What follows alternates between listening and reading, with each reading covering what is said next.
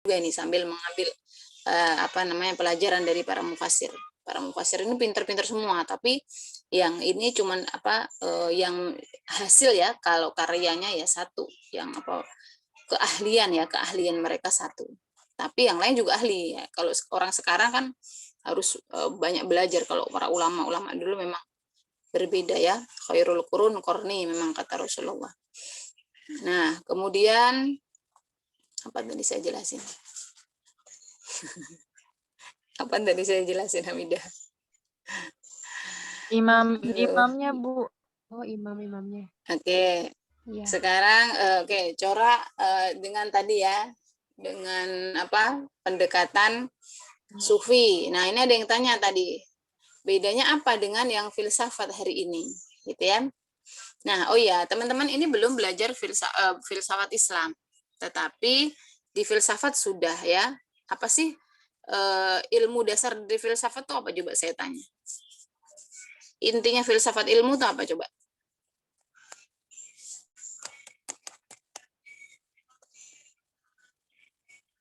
Apa?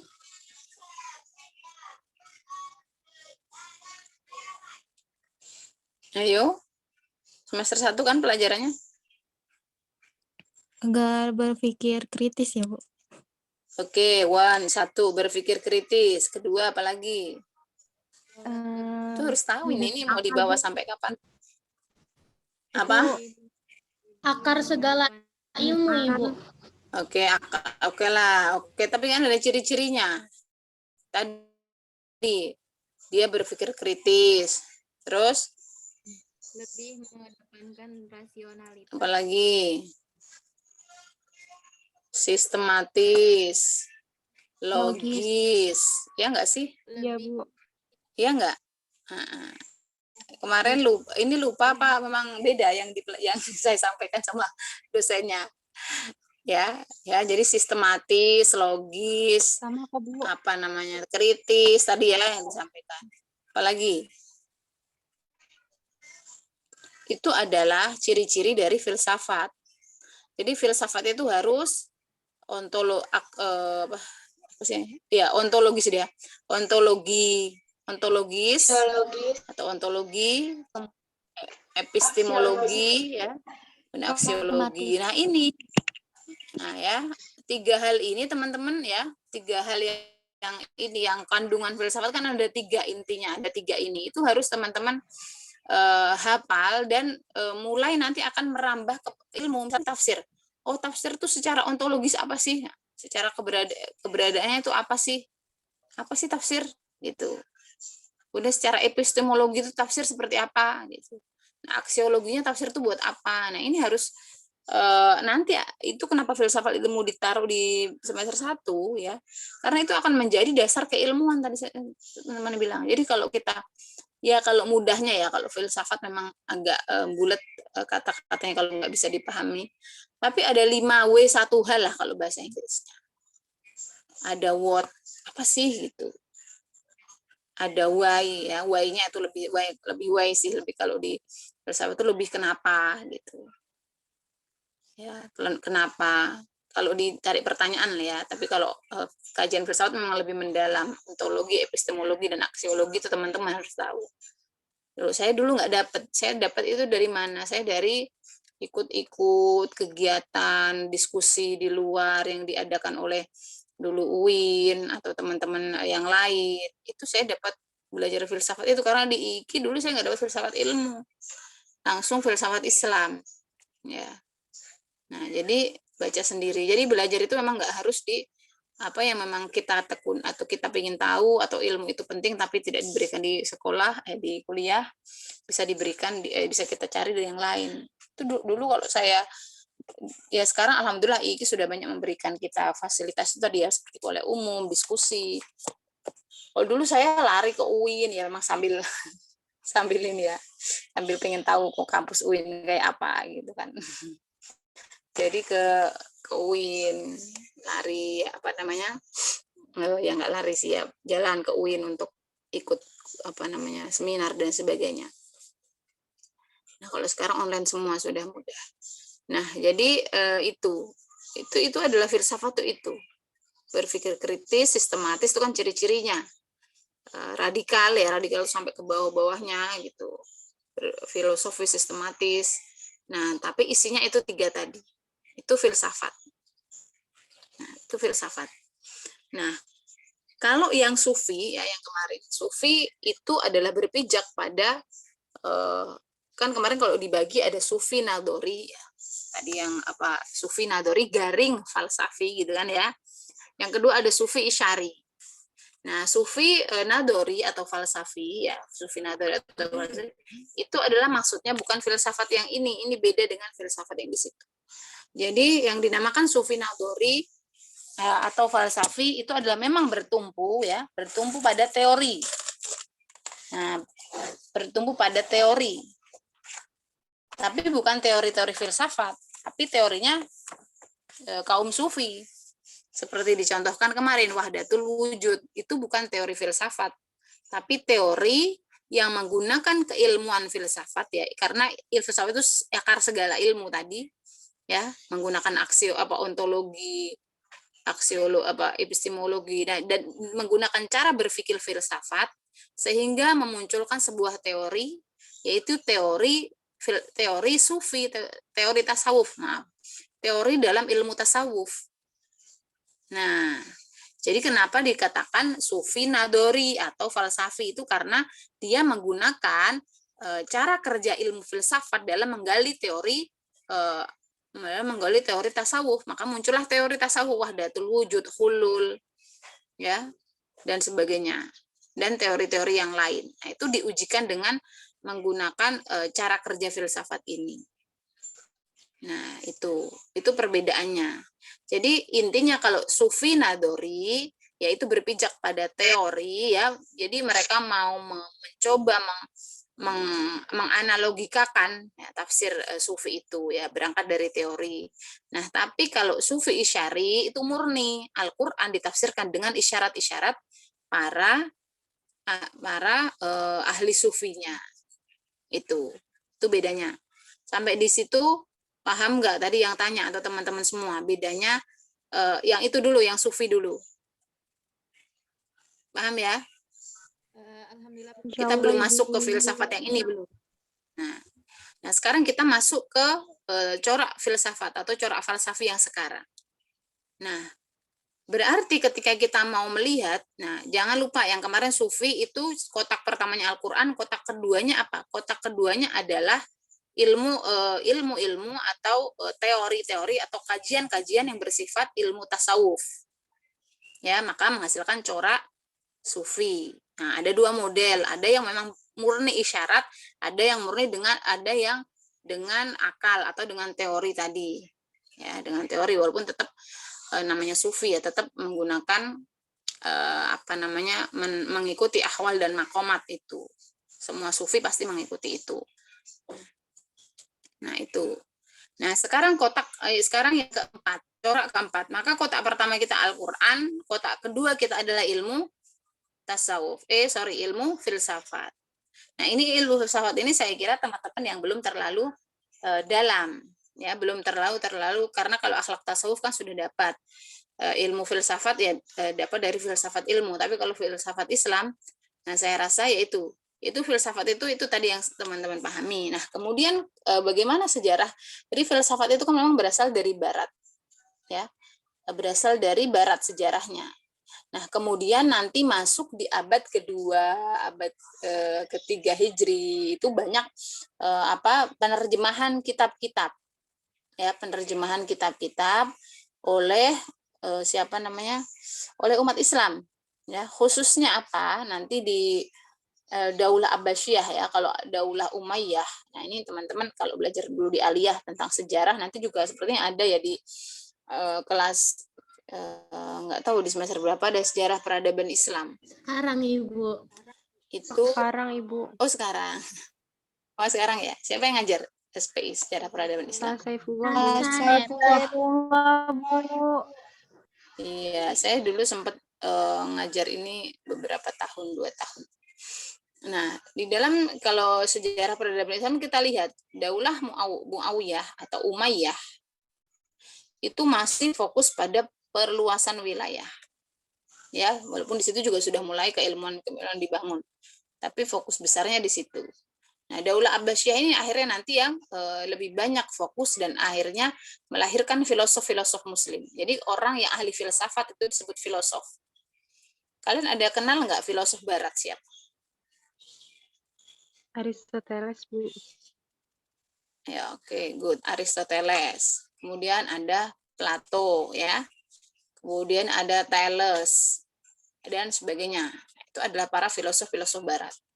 Nah, pada abad kedua, ketiga Hijriah itu banyak diterjemahkan buku-buku dari barat. Ya, buku-buku dari barat termasuk filsafat Yunani. Ya, filsafat Yunani juga salah satu diterjemahkan ke dalam bahasa Arab. Nah, maka di antara tokoh yang awal-awal kemudian menyusun filsafat Islam, jadi memang disadur dari filsafat Yunani akhirnya ditarik ke dalam filsafat Islam. Itu Imam Al-Kindi, ya. Imam Al-Kindi. Apa deh? Anak saya baru bangun. Ya, Al-Kindi. Ya, jadi Al-Kindi itu yang pertama memberikan kepada Khalifah Al-Mutawakkil, ya, waktu itu memberikan saya kasih karya saya filsafat. Karena saya membaca buku dari ini, maka saya menghasilkan ini. Nah, pada Al-Kindi pada awalnya ya, karena memang filsafat ini kan menggunakan akal ya, rasio. Ya, lebih mengutamakan akal. Gitu seperti misalkan pendapatnya Thales. Thales itu dia mengatakan bahwa bumi itu semuanya berasal dari air. Misalkan satu pendapatnya, makanya dia katakan Thales kan air. Nah, itu beliau menyimpulkan bahwa bumi ini berasal dari air, itu beliau mikirnya ini, datanya ini, ya pokoknya berpikirnya tadi sistematis, kritis, radikal, logis. Nah, itu yang beliau gunakan.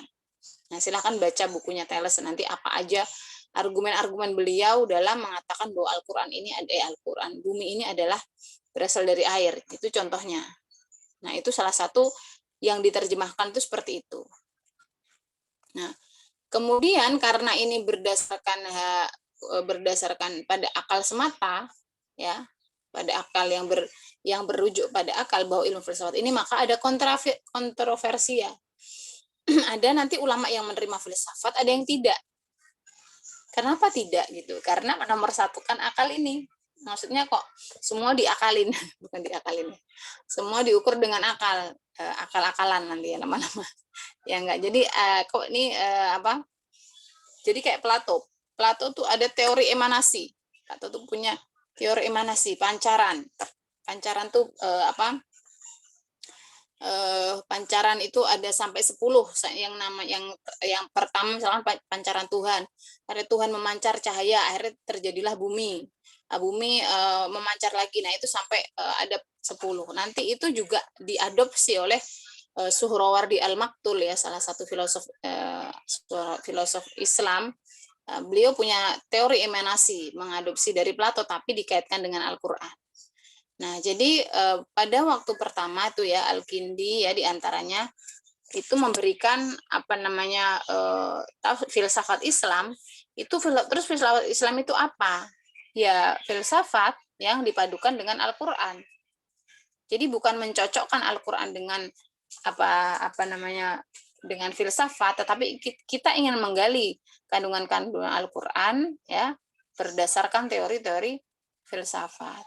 Nah, bisa dengan teori yang dari barat ya, bahkan itu sebenarnya untuk membuktikan lagi, atau dengan teori dasar filsafat itu sendiri. Nah, ini agak ini pelan-pelan ya kalau memahami. Nah, di situ di halaman berapa ini ya? Di halaman 25. Nah, di situ ada ciri-ciri falsafi. Nah, coba dibacakan pemakalah. Ciri-ciri tafsir falsafi di antaranya, coba supaya kita ada penambahan. Coba, atau siapa silahkan yang mau membacakan di halaman 25 yang tadi saya share. Ciri-ciri tafsir falsafi. Setiap corak ataupun metode dalam penafsiran Al-Quran memiliki ciri masing-masing. Muhammad Ali Ar-Ridhai Al-Istifani Isfahani memberikan karakteristik tafsir filsafi sebagai berikut. A. Penafsiran ayat-ayat Al-Quran berhubungan dengan wujud Allah dan sifat-sifatnya. B. Memperhatikan ayat-ayat mutasyabihat. C. Menakwilkan zahir Al-Quran dan merekonsiliasikan antara pendapat filsafat dengan ayat-ayat Al-Quran, serta mengambil ayat-ayat yang sesuai dengan filsafat. D. Memanfaatkan akal dan bukti atau burhan dan mengadopsi pendekatan ijtihad dan rasional dalam tafsir. E. Motif untuk interpretasi adalah pertahanan pandangan filosofis dan teori-teori filsafat pada khususnya. Paham nggak? Enggak, Bu. Nggak paham. Ya emang belajar filsafat ini pelan-pelan, nggak boleh belum sarapan nggak paham. Tapi bisa jadi yang belum sarapan malah yang paham. Nah, oke, kita lihat pelan-pelan ya. Nanti ini dibaca lagi ya, jurnalnya dibaca. Tapi saya juga belum sempat nyari jurnal yang lain atau mungkin yang mudah untuk dipelajari. Tapi ini lumayan lah bisa dijadikan. Nah, sebenarnya buku-buku filsafat Islam tuh banyak ya yang kalau mau download itu udah banyak yang di internet. Buku-buku filsafat kalau teman-teman ada yang tertarik ya. Terus oke, kita ke sini ciri-ciri falsafi, corak falsafi. Nah, jadi sudah kita pahami dulu ya, kotak filsafat kita, corak penafsiran filsafat kita tuh 1, kotaknya Al-Qur'an. 2, kotaknya adalah teori-teori filsafat. Ya, baik nanti ini teori-teorinya adalah murni dari para filosof Islam atau teori-teori barat.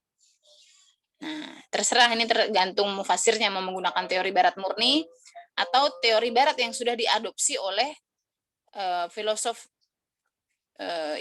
filosof Islam itu sendiri. Nah, jadi ada 2 nanti ya, tapi rujukan utama adalah memang tetap filsafat Yunani. Ya. Nah, filsafat para dari barat itu. Nah, yang ketiga akhirnya muncullah corak atau laun atau pendekat atau hasilnya adalah corak filsafat. Nah, nanti kita akan lihat di contoh juga. Tapi gimana sih ciri-cirinya? Nah, ternyata filsafat ini, yang diajukan ya, saya lupa belum sampaikan, yang diajukan oleh siapa tadi? Imam Al-Kindi pertama ya, salah satu yang penerjemah awal ya. Beliau tuh sampai dijuluki oleh orang-orang ya, beliau itu sebagai filosof kalau filosof Islam itu lupa saya namanya. Karena Al-Kindi ini murni pure orang Arab yang ahli filsafat gitu loh. Filosof Arab kalau nggak salah ya julukan beliau tuh. Ya, filsuf Arab. Karena nanti kalau kita lihat ya, Imam Al-Ghazali, kemudian Ibnu Rushd, kemudian Imam Ar-Razi, ya, terus Ibnu Sina, ya, itu adalah filosof-filosof Islam, filosof Muslim. Nah, itu mereka keturunan banyakan Persia. Ya. Nah, Al-Kindi ini, Abu Yusuf Ya'qub bin Ishaq Al-Kindi ini asli orang Arab, pure darahnya darah keturunan Arab. Nah, kalau yang lain itu udah campur-campuran, Persia dan sebagainya. Nah, mungkin pernah saya sampaikan kalau orang Persia itu memang terkenal dengan pinter-pinter ya, jelimet mikirnya kok sampai ke dalam. Kalau kita baca jurnal pusing aja kita tinggalin ya. Nah, tapi kalau orang Persia, kalau sekarang ini orang Iran ya, orang Iran itu yang banyak Syiah itu ini sangat cermat ya, yang jelimet itu buat mereka asyik mungkin ya, sangat asyik gitu. Kalau kita jelimet ya kita tinggalin. Nah, biasanya begitu. Nah, tapi semoga di kelas ini semuanya berbakatlah untuk menjelimetkan diri ya, atau menyusahkan diri. Bukan menyusahkan ya, memikirkan gitu ya. Nah, ternyata dalam yang diajukan oleh Imam Al-Kindi itu apa? Oleh Imam kepada Khalifah Al-Mutawakkil itu apa? Tentang apa? Penciptaan langit atau penciptaan alam semesta. Nah, itu diantaranya. Bagaimana alam ini diciptakan? Nah, diantaranya itu. Bagaimana ada siang dan malam? Nah, itu loh. Itu kan remeh sebenarnya. Remeh, tetapi perlu pembuktian secara ilmiah. Nah, makanya di filsafat itu why-nya tadi gimana?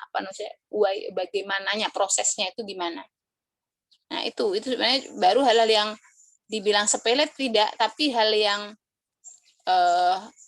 kalau kita ya udahlah, orang ada, memang Allah menciptakan malam dan siang gitu. Tapi kalau para filosof ini karena mereka berpikir kritis ya, bagaimana tentang penciptaan langit dan bumi dalam Al-Qur'an. Itu bagaimana prosesnya, ada siang dan malam. Nah, itu hal yang pertama yang diangkat oleh oleh Imam Al-Kindi. Nah, itu yang diajukan. Nah, maka teori-teorinya nanti coba mengikuti tadi, diantaranya ada teori Plato. Jadi penciptaan alam semesta ini ada dari teori emanasi tadi. Nah, dan sebagainya, dan filosof-filosof yang lain. Nah, ternyata ciri-cirinya di sini memang tafsir falsafi Cora ini mereka menjelaskan ya ayat-ayat tentang wujud, tentang sifatnya Allah itu mereka urai gitu, mereka ingin uraikan. Kemudian ayat-ayat mutasyabihat, yaitu yang belum terlalu jelas ya. Kan ayat itu ada ayat muhkam, mutasyabih. Sudah dapat belum kalau di ulumul Quran? Muhkam sama mutasyabih belum ya? Belum ya. Nah, ada muhkam mutasyabih nanti kalau di Al-Qur'an ada yang ayat muhkam yang jelas, ada ayat yang masih butuh penafsiran. Yang sudah jelas kalau memang kalau puasa itu ya ketika syahrul Ramadannya itu muhkam. Nah, tapi penentuan syahrul Ramadan itu kan perlu penafsiran. Ya, banyak yang bisa diurai dari penentuan Ramadan tadi. Nah, itu masuk ke dalam mutasyabihat. Tapi kalau Ramadannya muhkam jelas ya, pokoknya kalau Ramadan ini. Nah, kemudian menakwilkan dohir ayat dengan merekonsiliasi antara pendapat filsafat Al-Quran. Nah, ini intinya gini loh. Intinya itu menafsirkan ya, yang C ini menafsirkan Al-Quran ya, makna dohir ayat itu berarti kalau filosof kemarin kan sufi kemarin makna batin. Ya. Makna batin. Kalau ini makna dohir. Pokoknya ya makna itu aja, nggak usah dicari-cari yang batin. Yang menggunakan makna batin itu ya cuman si para sufi. Ya, yang lain menggunakan menggunakan ini semua, menggunakan birroi semua, atau menggunakan makna dohir semua. Nah, kemudian kemarin juga ini sedikit saya itu jelaskan lagi tentang sufi ya. Sufi itu ada pendapat dulu ya yang mengatakan bahwa bil isyari itu menjadi sumber penafsiran. Kalau sumber penafsiran ada bil ma'thur, birroi ada, sudah ya cuman 2. Tapi mungkin sempat kalau teman-teman membaca beberapa buku ada yang bil isyari. Nah, tapi jumhur ulama atau kesepakatan para ulama, bil isyari ini nggak bisa dijadikan sumber karena dia sumbernya adalah batini. Maka dia dikategorikan sebagai corak. Nah, jadi tidak bisa menjadi sumber tapi menjadi corak. Namanya corak sufi. Nggak bisa menjadi sumber. Nah, jadi ini yang C tadi saya ulangi. Jadi menakwilkan atau menafsirkan ya. Jadi takwil. Kemarin mungkin sudah saya kasih PR ya. Pengertian terjemah, tafsir, dan takwil. Nah, kalau takwil ini ada yang memberikan pengertian sama dengan tafsir sebenarnya. Sama aja tafsir sama takwil itu sama. Tapi ada yang memberikan makna ya takwil itu lebih dalam dibanding tafsir. Makna yang terkandungnya lebih dalam lagi, lebih batini lagi atau lebih ini lagi. Ya, jadi makna zuhir ayat. Kemudian dikorelasikan atau rekonsiliasi itu ya tadi lo gambaran gampang saya, intinya dikorelasikan atau dikaitkan dengan teori-teori kajian filsafat. Nah, kemudian 6D apa dia? Yang 6 itu memanfaatkan akal dan bukti, ya. Nah, dengan pendekatan ijtihad dan rasional. Nah, itu sudah menjadi ciri khas filsafat. Ya, jadi kalau filsafat itu membuktikan dengan akal. Kalau sufi membuktikan dengan feeling atau dengan isyarat. Ya, ketika dia banyak melakukan suluk, ada al-kashfu atau terbuka hijab, Allah memberikan dia petunjuk. Nah, itu sufi. Nah, tapi kalau filsafat dia mikir. Dari mikir dia akan mendapatkan jawaban dari yang sedang dia pikir. Intinya mah kalau misalkan wah ini mau ngomongin jodoh masih kecil-kecil ya.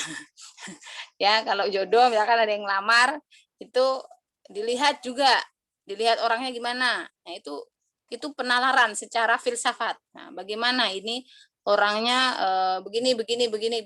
Nah, ada juga secara sufi yaitu istikhoroin dan sebagainya. Nah, itu loh gampangnya. Penggambaran mudahnya. Ya, jadi filsafat itu tuh ya berpikir secara rasional. Nah, kemudian yang kelima atau tujuannya adalah mempertahankan pandangan filosofis dan teori-teori filsafat.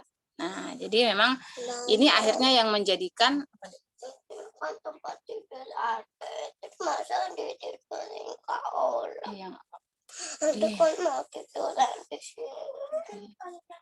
Nah, jadi itu yang membedakan gitu ya. Jadi, nah ini kenapa akhirnya banyak ada beberapa ulama yang menolak ya untuk menerima filsafat dalam penafsiran Islam, dalam Islam atau bahkan dalam penafsiran Al-Qur'an karena tadi dikhawatirkan apa? Dia hanya membela teori-teori filsafat tersebut.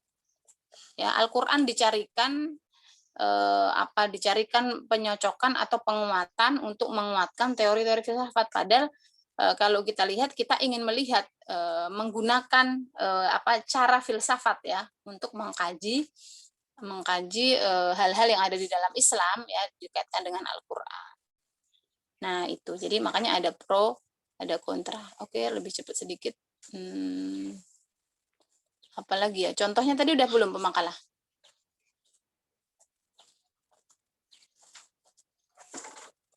Sudah ada makalah contohnya. Contoh dari apa, Bu? Contoh penafsirannya.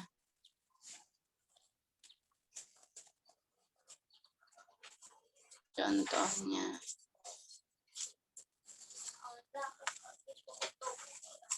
Contohnya ada nggak tadi? Nah, contoh ini wajibun alaik ada. Kalau contoh ya, kelebihan, kekurangan, tafsirnya itu seperti apa. Ya. Ini coba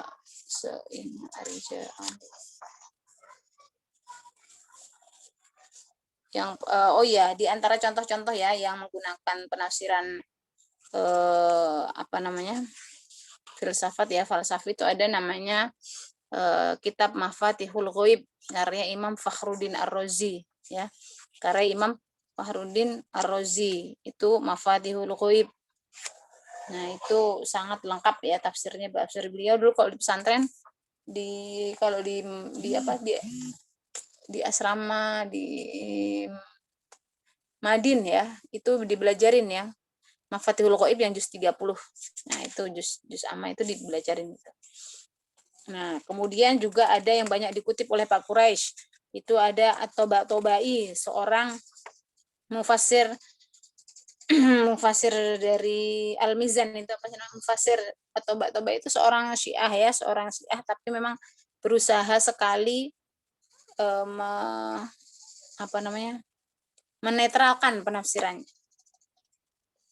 Kan? Terus, coba kita lihat contoh ya. Contoh kalau di makalah di sini ada nggak ya contohnya? Coba. Nah, ini nih ya. Ini di poin 6 ada rekonsiliasi tafsir dan filsafat itu Itu caranya ya. Jadi intinya cara-cara menafsirkan dengan filsafat itu ya kita mencari teori dulu ya. Mencari teori dulu, kemudian ayatnya kita carikan juga. Nah, kemudian di situ baru dikaji atau diurai oleh mufassir. Nah, di sini kita lihat aja lah biar nggak jauh-jauh dari Nah, di poin 8 ada tokoh, kitab dan penafsiran. Nah, ini Imam Al-Farabi ya, salah satunya adalah pada buka, bisa dibuka nggak? Semua lihat nggak? Lihat kalau buka jadi off cam, Nah. Ibu. Oh, jadi oke. Nggak apa-apa, yang penting bisa kelihatan tuh. Karena kita mau lihat ini dulu. Nah, ini Al-Farabi sebentar ya, kemudian nanti dibuka lagi camnya kalau udah. Ada Ibnu Sina yang tadi saya sampaikan juga. Nah, ini Ibnu Sina itu Avicenna ya, yang kedokteran. Nah, karena beliau bisa menggali, bisa menjadi ahli dokter itu karena apa? Beliau menggunakan kerangka ilmu filsafat dalam mengkaji ilmunya. Jadi beliau menerapkan teori-teori teori ontologi, epistemologi itu dalam ketika menelaah sesuatu beliau di situ. Jadi benar-benar menancap sekali. Nah, Al-Qanun Fitib ini kan jadi referensi sekali. Nah, kemudian ada Rosail Ibnu Sina juga sangat masyhur ya. Nah, kemudian ada kalau di sini ada ini ada contohnya langsung nih kalau Ibnu Sina. Wal malaku ala arja'iha wa yahmilu arsya rabbika fawqahum yawma idzin thamaniyah. Al-Haqqah 17. Dan malaikat-malaikat berada di penjuru-penjuru langit dan pada hari itu 8 orang malaikat menjunjung arsy Tuhanmu di atas kepala mereka.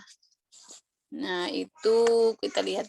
Ibnu Sina menafsirkan arsy dengan planet yang ke-9 yang merupakan pusat dari tata surya. Nah, kita kan ada 9 ya, langit ada 9. Lebih lanjut dia mengatakan bahwa sesungguhnya perkataan Al-Mustafi tentang Allah yang bersila di arsy serta keadaannya adalah bahwa arsy merupakan kesudahan yang maujudat yang ada dari aspek fisik.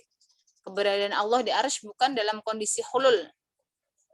Adapun dalam pandangan filosof bahwa mereka menjadikan planet yang ke-9 adalah akhir dari yang mewujudat secara fisik yang merupakan sumber tata surya. Dan disebutkan Allah di sana bukan atas dasar hulul seperti halnya yang dijelaskan oleh Aristoteles dalam kitab Sima Al-Kiyan. Nah, ini kan teori filsafat yang beliau gunakan nih. Ya, kita paham nggak paham ya. Paham nggak paham, tapi yang beliau gunakan ini ini filsafat sekali gitu kan. Karena tadi apa namanya? Dan nah di sini kita bisa lihat Ibnu Sina juga mengkritik Aristoteles ya. Di sini Ibnu Sina mengkritik Aristoteles. Kemudian contoh yang lebih gampang apa ya?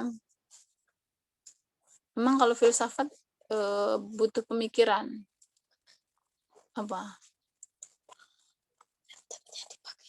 Ya, enggak udah nih. Itu di antara ya. Hulul itu berdiam. Jadi Allah itu memang wujudnya ada ya. Dalam hal ini nih ngomongin sifat, wujudnya wujud sifat itu kan tadi ya sudah disampaikan bahwa memang yang dibahas dalam filsafat itu akhirnya itu. Nah, tadi Ibnu Sina mengatakan yang apa namanya? Arjaiha tadi. Ya, yang merupakan planet ke-8 tuh malaikat, planet penyangga. Nah, tapi menurut Ibnu Sina arasy yang merupakan wujud ciptaan itu bukan yang terakhir. Ya, jadi Allah itu ya masih ada lagi, tetapi di sana Allah itu tidak berdiam. Nah, ini nanti coba sambil dipikirin, saya jelasinnya gimana ya? Sambil direnungi, nah, nanti memang butuh perenungan. Kadang baca sekali 2 kali baru paham. Nah, selanjutnya Ibnu Sina itu menjelaskan bahwa planet itu bergerak dengan jiwa. Ya. Planet itu bergerak dengan jiwanya. Nah, itu akhirnya ada rotasi, ada apa sih? Revolusi itu ya. Nah, karena kalau menurut para filsuf itu makhluk itu semuanya berpikir. Makhluk itu berpikir semuanya. Mau si pohon, mau si matahari, ya, karena mereka berdasarkan pada akal ya buat mereka itu ya mereka berpikir semua. Oke, saya beri contoh satu lagi ini. Semoga agak bisa dipahami lebih. Ada ayat yang al-hadid itu wal akhir wal awwal wal akhir ya, wal awwal wal akhir. Dialah Allah yang awal dan akhir. Nah, di situ ditafsirkan apa? Ya, berdasarkan filsafat Plato. Nah, berarti kan memang ini merujuk pada sebuah teori filsafat tentang kekodiman alam. Nah, wujud pertama kalau dalam bahasa filsafat itu pasti Tuhan ya. Wujud pertama ya ada dengan sendirinya. Nah, jadi kemudian setiap wujud yang lain berasal dari wujud yang pertama. Itu saya jelaskan ada kalau teori emanasinya Plato tadi. Ya, wujud pertama itu ada dengan sendirinya, wujud yang lain itu adalah pancaran dari wujud dari wujud pertama. Nah, sedangkan wujud yang terakhir itu harus diteliti katanya. Karena melihat wal awwalu wal akhiru. Tunggu sebentar ya. Nah, karena apa? Karena semuanya akan berakhir kepadanya. Berarti kemudian diurailah di situ. Nah, kemudian akan kembali lagi kepada Allah kita ini semua. Nah, kemudian dikuatkan lagi dialah kerinduan utama karena dialah Allah ya, akhir dari segala tujuan. Nah, itu diantara contoh-contoh penafsiran dengan falsafi. Jadi tetap menggunakan teori filsafat ya, tetapi bisa jadi mendukung atau bisa jadi mengkritik, atau tadi Ibnu Sina jelas-jelas mengkritik Aristoteles. Baik, mungkin cukup sampai di situ, sudah 9:30 kurang sih. Ada pertanyaan? Ibu, Atau ya? Ibu Winda izin sedikit menyimpulkan, boleh nggak, Bu? Ya, boleh, silakan. Ya, Kak Winda. Kak Winda mau bertanya. Ya udah, nggak apa-apa deh Kak Winda dulu. Aku belakangan.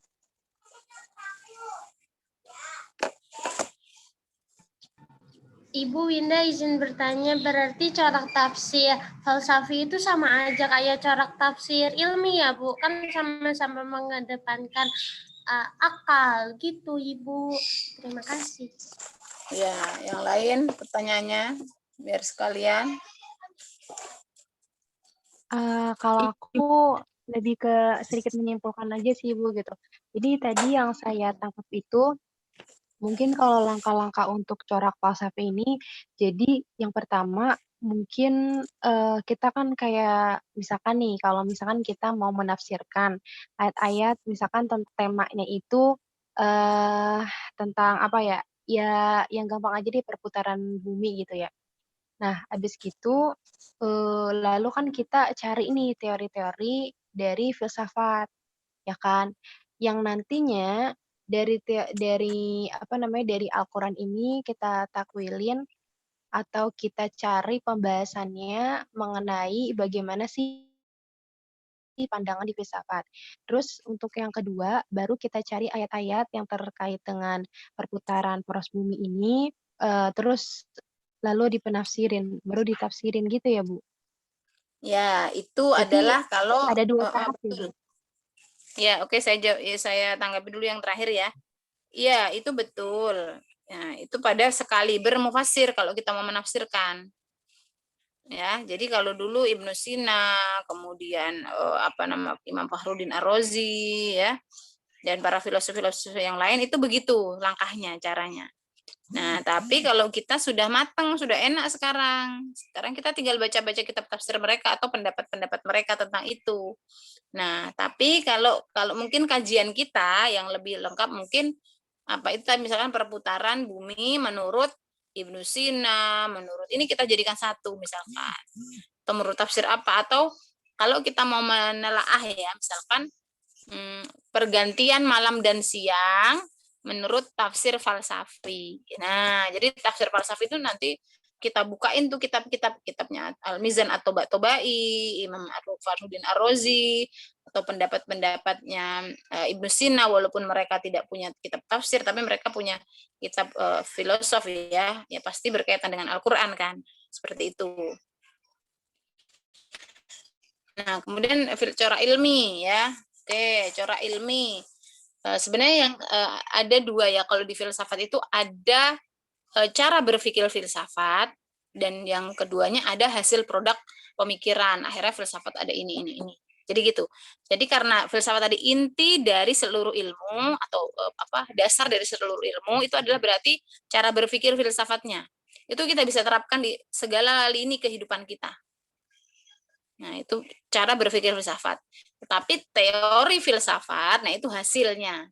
Ada dua hal nih kalau ngomongin filsafat. Nah, kemudian apakah sama dengan tafsir ilmi? Nah, tafsir ilmi itu juga adalah kita nanti ada ya corak ilmi itu berdasarkan apa? Menafsirkan berdasarkan eksperimen, ilmu-ilmu yang dapat dibuktikan dengan penelitian. Ya, dan sebagainya.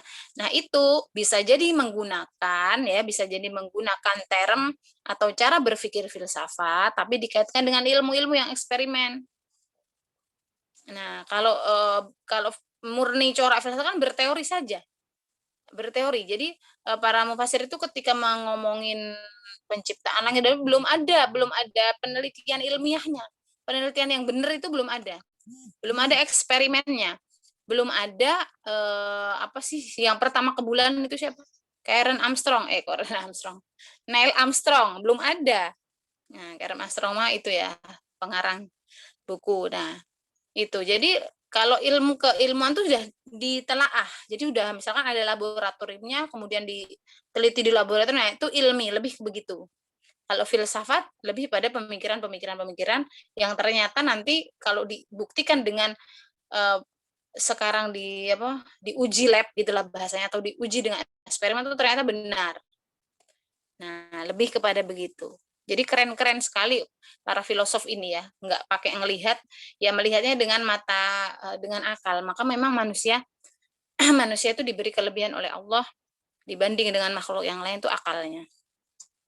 Ya, ada orang yang menggunakan akal benar-benar itu bisa sampai sangat maju sekali. Itu kan kalau penelitian kan kalau kita lihat akal kita sebenarnya baru kita gunakan berapa persen otak kita ya. Nah, itu. Jadi itu perbedaannya nanti dengan corak ilmi. Nah, kalau nanti kan ilmi udah ada ilmu fisika, ilmu kimia udah teliti dengan itu.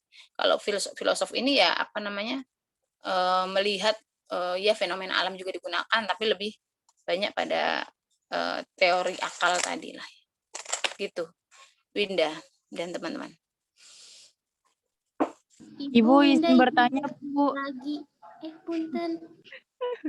Ya, silahkan.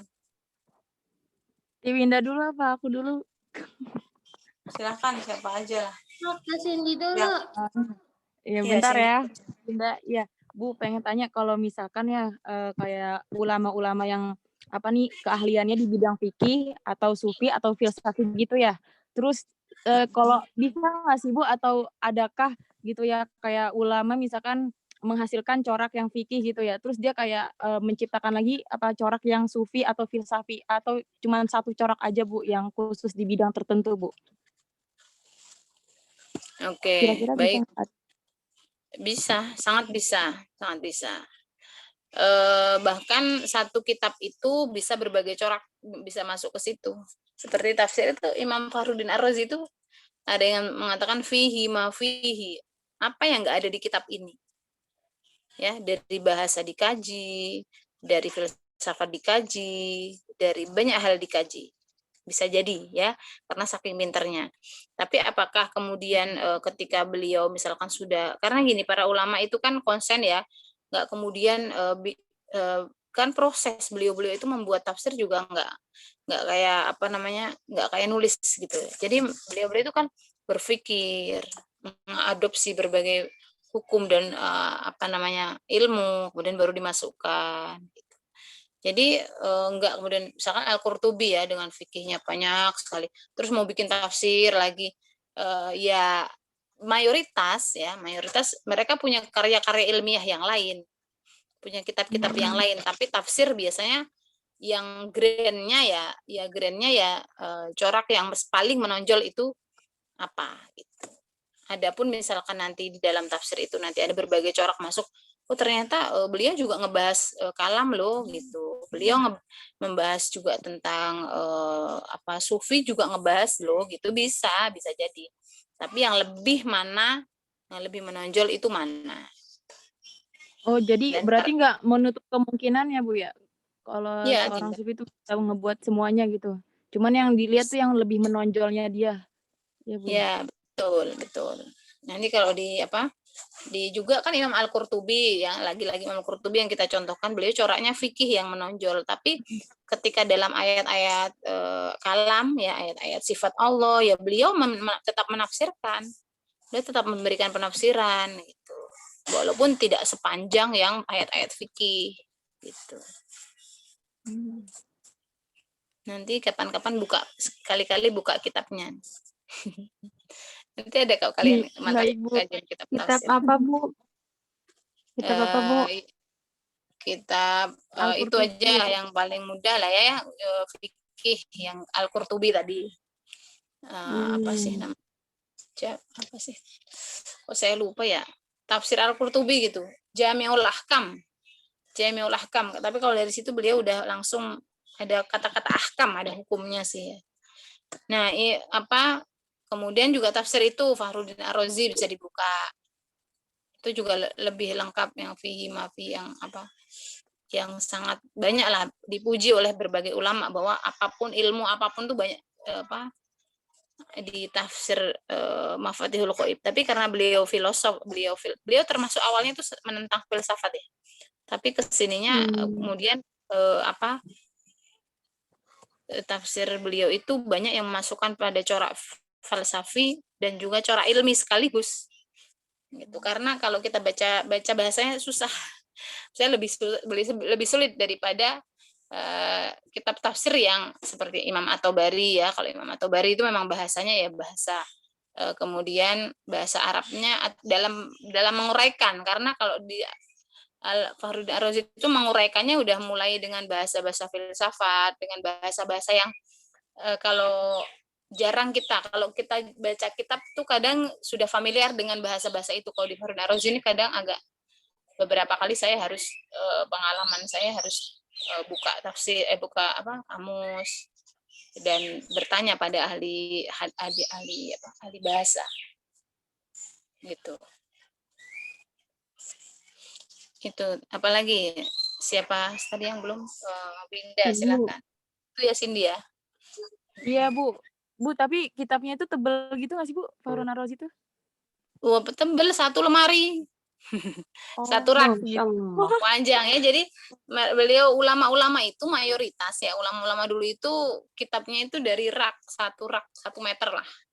Kan berjilid-jilid dari Al-Fatihah sampai Anas. Makanya beliau-beliau ya selain tafsir kitab itu apakah punya karya lain ya ada. Gitu. Tapi yang menjadi grand karyanya ya tafsir itu, dan beliau kan bisa berpuluh-puluh tahun nulis tafsir itu. Berpuluh-puluh tahun menulis sebuah kitab tafsir. Tidak 1 tahun 2 tahun. Bisa bertahun-tahun, bahkan berpuluhan tahun. Ibu kalau di IKI tuh ada nggak sih Bu kitab-kitab gitu Bu? Ada banyak di perpus. Ya Allah, iya, kita nggak boleh ke sana apa Bu nih yang di Jakarta? Yang di Jakarta boleh ke kampus. Saya setiap hari ke kampus, kecuali hari Kamis. Nah, Sabtu yang buka sih perpus pasca buka. Kalau perpus S1 tutup kayaknya. Kalian kuliah terus ya, nggak ada libur ya hari Senin sampai. Iya, di Jakarta bisa main. Nanti saya boleh nginep di asrama, misalkan mau sebentar. Gitu. Biar tahu kampus ya, kasih. Kepengen ke perpus Ibu. Soalnya kayak kekurangan referensi banget guys, teman-teman. Iya Bu, Pusing benar. banget Bu ke Google. Iya ya. Bu. Iya Bu, benar. Di Google Scholar, tapi memang kadang ya kalau kelemahannya kalau udah kayak tadi nih, apa tadi, jurnal itu memang kata-katanya harus kita cerna lagi gitu-gitu ya. Saya dulu waktu semester awal juga sampai punya teman saya sih, bukan saya ya, punya kamus ilmiah populer gitu, kalau saya cuma minjem aja. Kamus ilmiah populer itu jadi kayak rekonsiliasi tadi apa ya, nggak ngerti kita kan artinya. Sampai memang benar kadang-kadang di makalah saya juga ada penjelasan tuh artinya apa gitu. Kalau sekarang bisa dilihat di Google apa rekonsiliasi itu apa sih gitu. Tapi kadang penulis itu menggunakan kata-kata yang rumit kadang. Banyak kok bukunya. Datanglah ke sini kapan. Kalau mau UAS mungkin sudah selesai mata kuliah, datang ke ini. Datang ke perpus gitu. Coba kalau yang di buku-buku online tuh dicari aja, barangkali ada. Sekarang banyak juga pun buku PDF sih beberapa. Tapi jarang Bu yang prodi kita. Jarang ya. Tadi Bu. tapi tadi barusan sekilas tadi filsafat ada sih, cuman saya belum lihat karangan siapa. Cuma dia keluar buku ajar buku ini gitu. Saya sedang menyusun ini kalau buat metode MTA tafsir Al-Qur'an ini. Saya baru selesai sampai tafsir apa ya kemarin? Tafsir Muqarron apa? Muqarron baru. Kalau maksudnya kalau filsafat kan masih umum. Iya, masih umum ya. Kalau yang keikian susah ya. Karena adanya di iki. Ya udahlah dinikmati dulu. Iya Bu, nikmatin.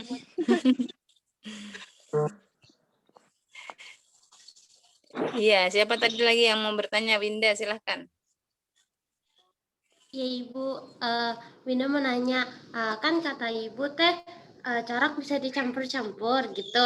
Nah, tapi kalau coraknya itu kayak bertentangan gitu gimana Bu? Kayak misalkan pekan sebelumnya Ibu pernah bilang Fahrudin itu bercorak falsafi dan kalami. Berarti dalam yang apa itu namanya Mafatih Al-Ghaib itu berarti ada falsafinya, ada kalaminya juga. Berarti dibandingin gitu falsafinya dan kalaminya atau gimana Ibu? Atau ternyata kitabnya ada dua, ternyata Fahrudin bikin kitabnya dua, satunya bercorak falsafi, satunya kalami, atau gimana Ibu? Ini bingung. Oke, good. Bagus pertanyaannya. Nah, jadi tidak. Jadi gini. Jadi seorang mufasir, ya mufasir itu punya latar belakang. Punya latar belakang. Latar belakang pertama apa? Mungkin pernah saya sampaikan dia seorang mazhab apa? Mazhab kalam dulu. Mazhab kalam itu kalau sekarang mungkin ada Sunni, ada Syiah ya. Ada Ahlus Sunnah, ada Syiah. Kalau yang dulu mungkin ada Mu'tazilah, ada Khawarij, ada apa lagi? Murji'ah, Jabariyah, Qadariyah dan sebagainya. Nah, tapi kalau kita mungkin dominasi sekarang adalah Sunni dan Syiah. Itu mazhab kalam. Nah, kemudian ada mazhab fikih. Mazhab fikihnya ini apa? Ada Syafi'i, ada Hambali, ada Maliki, ada Hanafi. Kemudian ada mazhab apa namanya? Mazhab apa sih, tasawuf. Nah, beliau tasawuf siapa? Apakah kalau misalkan kalau kita ada torikotnya sekarang ini ada An-Naqsabandi, Syadili, sebagainya. Itu mazhab, itu ada 3. Terus poin yang lain adalah dia keahlian, dia ahli apa. Nah, kita lihat sekarang Imam Fakhruddin Ar-Razi dalam Mafatihul Ghaib. Mafatihul Ghaib itu berarti kalau kita mau mengurai sumbernya apa? Sumbernya bil ma'thur dan bil ra'yi. Ya, karena sumber dulu nih, sumber ya. Kemudian metodenya. Nah, kita cari metodenya apa nih? Metodenya adalah apa tadi? Metode itu ada 4 ya. Berarti metodenya beliau adalah tahlili. Karena mengurai, menganalisis. Dan ciri dari tahlili adalah menafsirkan dari Al-Fatihah sampai An-Nas secara berurutan. Nah, itu beliau seperti itu. Nah, kemudian setelah metode ada corak. Nah, corak ini kita ambil biasanya yang paling menonjol, ya paling menonjol. Oke, sekarang kita ambil dari falsafi. Nah, kenapa kemarin saya sampaikan kalami atau beliau bisa? Nah, karena beliau adalah seorang ahlus sunnah. Beliau seorang ahlus sunnah dan beberapa dalam apakah kemudian dia punya banyak tafsir? Tidak, satu saja tafsir Mafatihul Ghaib saja. Ya walaupun di karya-karya yang lain adalah karya-karya yang lain tuh ada banyak beliau. Nah, tapi di dalam kasus Mafatihul Ghaib dalam tafsir beliau, nah ketika melihat ayat-ayat ya, beberapa ayat itu kadang beliau tafsirkan untuk membela ahlus sunnahnya. Itu. Jadi kemudian apakah corak itu akhirnya ngeribetin gitu? Tidak. Jadi memang ada keilmuan. Apakah corak utama mungkin filsafat? Ya, corak utama filsafat, falsafi. Tetapi ketika dia berbicara beberapa hal tertentu, beliau berusaha membela kalamnya yaitu ahlus sunnah. Coba kemarin kan yang contohnya misalkan apa sih? Yang ihdinas syiratal mustaqim ya, ihdinas syiratal mustaqim. Nah, itu kan kalau kita melihat ya Allah tunjukkanlah kami jalan yang lurus. Nah, tetapi Imam Fakhruddin Ar-Razi di situ memberikan penerangan berkaitan dengan kekhalifahan Sayyidina Abu Bakar.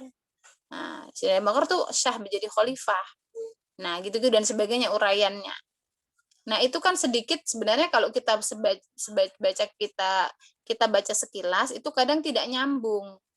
Karena kan ihdinas syiratal mustaqim, tapi di situ Imam Fakhruddin Ar-Razi terakhir menyampaikan bahwa nah berarti ihdinas syiratal mustaqim atau penunjukan jalan yang lurus ya, itu kita harapkan dari kepemimpinan Abu Bakar itu adalah benar.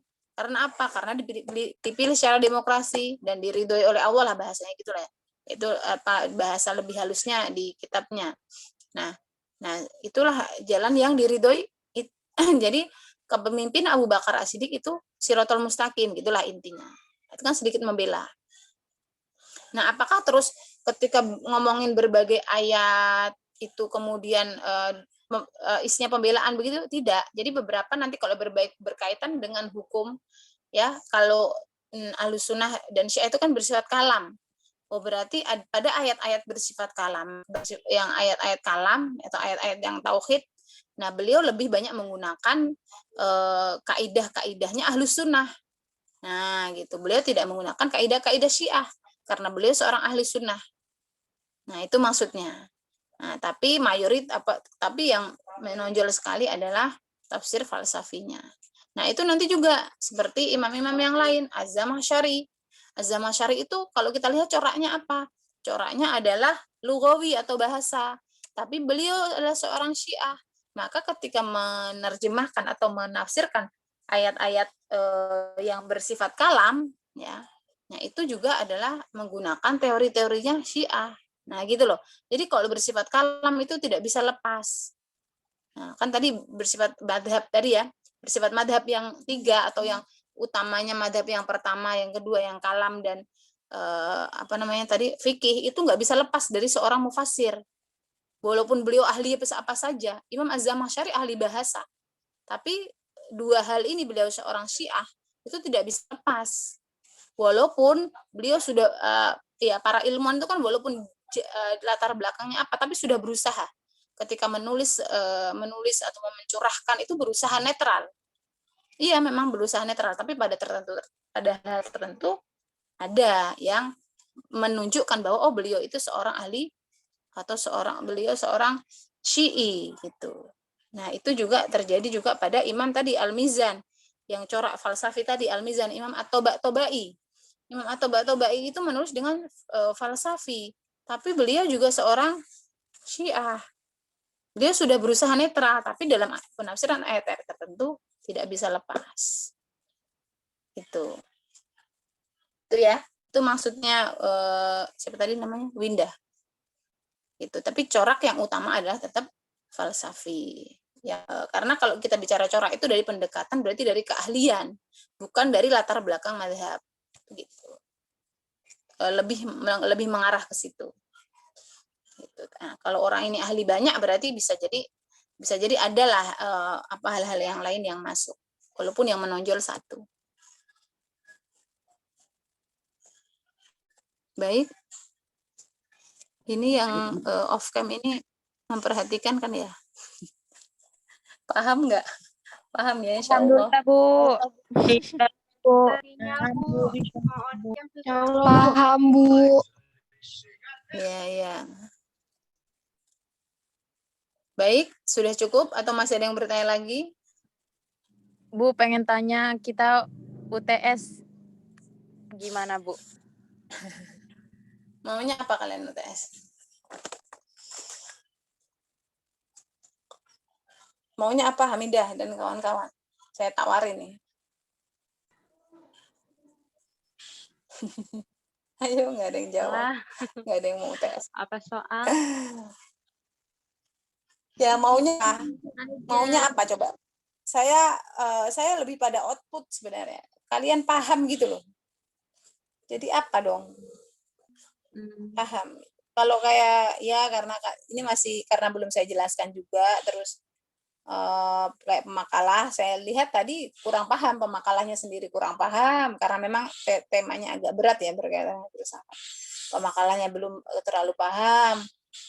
Kalau orang itu belum paham gimana mau menjelaskan kepada orang lain kan? Nah, berarti output saya adalah itu apa namanya? Kalian paham dan bisa menjelaskan kepada orang lain itu loh. Minimal sesuai dengan makalahnya masing-masing. Nah, itu apa coba? UTS. Itu biasanya kayak gitu, Bu. Apa? Biasanya apa? Putus ya. Salah. Biasanya tuh Iya, biasanya kayak apa? Iya, biasanya tuh jadi kayak misalkan nih saya kelompok 3 terus kedapatannya misalkan masuk. Nah, biasanya tuh pas UTS tuh jadi kita fokusnya ke itu aja, Bu. Entah disuruh ngeresum atau buat makalah dan sebagainya gitu, Bu. Jadi biasanya sih setiap orang itu balik lagi pas UTS tuh fokus ke 1 sampai 2 materi apa 2 bab gitu, Bu. Biasanya sih Iya, Bu, biar gitu, banyak Bu. Nah, gitu. Ya, nanti kita pikirkan lah. Fokus kita selesaikan makalah dulu aja ya. Gampang UTS, nggak kasih kasarnya ya, jeleknya nggak saya kasih tugas aja, saya bisa ngasih nilai dari makalah. Kecuali ya nggak ngumpulin makalah. Tapi saya lebih pingin bahwa teman-teman paham dan bisa menjelaskan kepada orang lain. Makanya saya selalu bilang kalau habis kuliah, silakan habis itu rebahan, silakan ngobrol sama bantal sama gulingnya, tadi kuliah apa, gitu kan. Nah, lebih itu. Nanti gampang lah untuk UTS ini, nggak usah dipikirin. Saya juga nggak akan ngasih nilai C kok, insya Allah. Tapi saya pinginnya teman-teman paham. Jadi paham semua ya, dari awal sampai akhir paham dulu. Ya, apa saja sih materinya, kalaupun meresum ya, meresum semua dari awal sampai akhir. Tapi nanti aja lah, nggak usah dipikirin. Dikerjain aja nanti ya. Hamidah ya. Apa udah pingin? Baik, insya Allah, Bu. Nggak usah, nanti kita pikirin lah. Dari yang saya ajar belum ada yang UTS, memang kelas yang saya masuk kita fokus dulu selesaikan. Gitu, selesaikan dulu perkuliahannya. Nanti baru kita pikirkan untuk UTS-nya apa. Kalau yang sudah kan ada resum lah, ada perbaikan makalah lah, dan ada beberapa hal. Ada juga yang semester yang lalu saya minta bikin video jelasin sesuai dengan materinya masing-masing. Nah, nanti belum lah, nanti saya cari inspirasi dulu. Kalau nggak dapat inspirasi ya nanti resum. Gitu, jadi nggak usah dibikin berat, yang penting paham.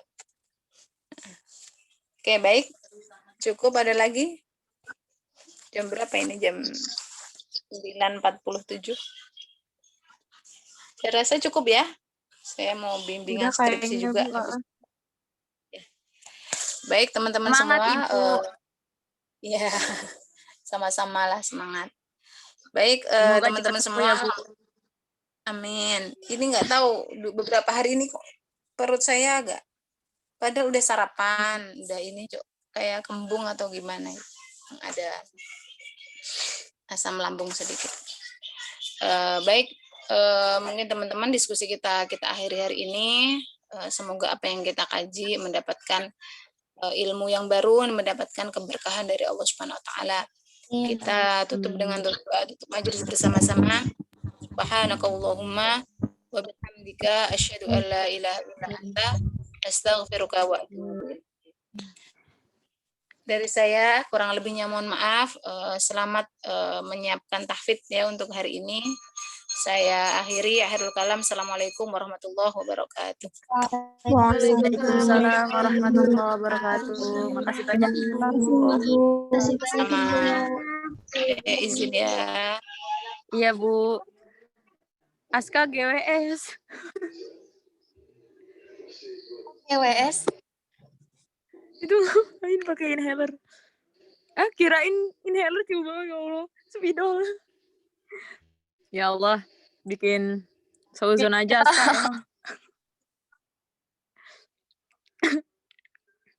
emang. Aku yang lagi sakit nih, nggak ditanyain. Ya Allah, Sakit apa, Bun? Sakit apa? Sakit hati. Meriang. Enggak, Deng. Aku mah sehat Makasih, sayang. selalu. Amin.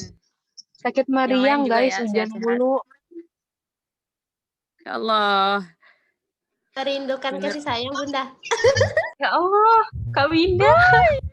Aduh, Kak Winda jangan gitu dong. Ya Jangan lupa Allah. mandi. Assalamualaikum. Ya udah teman-teman, dadah. Assalamualaikum.